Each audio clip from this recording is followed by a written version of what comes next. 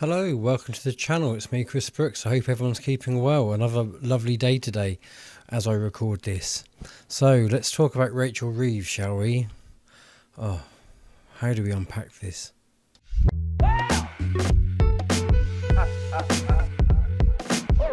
Working people will think that non-DOMs get sympathy and people on welfare get tough love. This is about tackling fraud in the benefit system, and quite right too. If people aren't entitled to benefits, they shouldn't be getting them.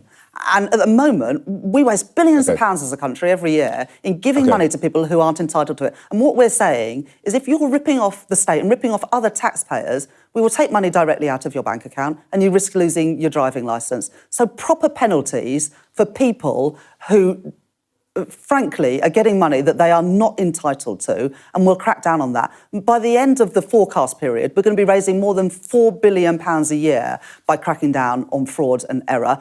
For too long, this has gone unchecked. And I think most working people would say, absolutely spot on. I don't want to pay my tax to subsidise somebody who's not entitled to support.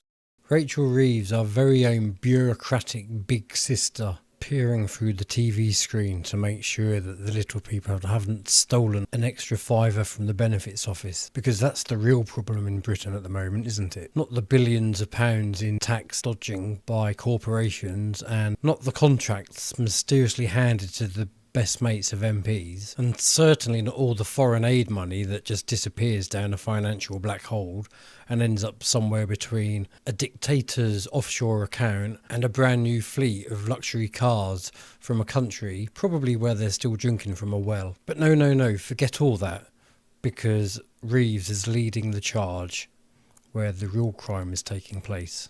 And the real villains, single mums on universal credit or disabled pensioners who may have accidentally claimed an extra tenner. These are the true threats to our society and our economy.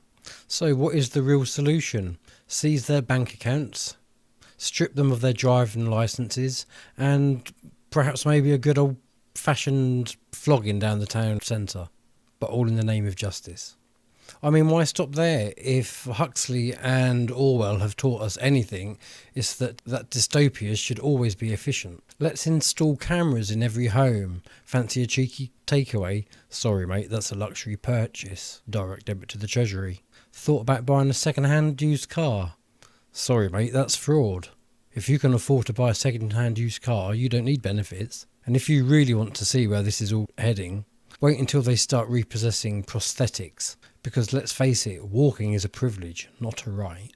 But don't worry, because while you're struggling to feed your kids, the government will still be sending billions away in foreign aid that somehow never manages to build a school or feed a starving child, but always seems to fund some shady consulting firm that just so happens to have a former MP on the board.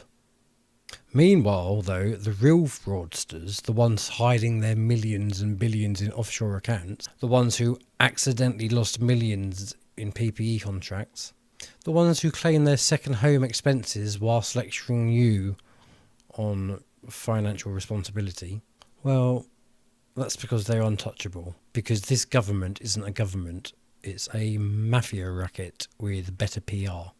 So buckle up, Britain, the future's looking bright, provided you're rich enough to dodge it. For everyone else, I hope you enjoy walking to work, because Rachel Reeves has just taken your driving licence. Let me know what you think in the comments. Look after yourselves, take care, goodbye for now.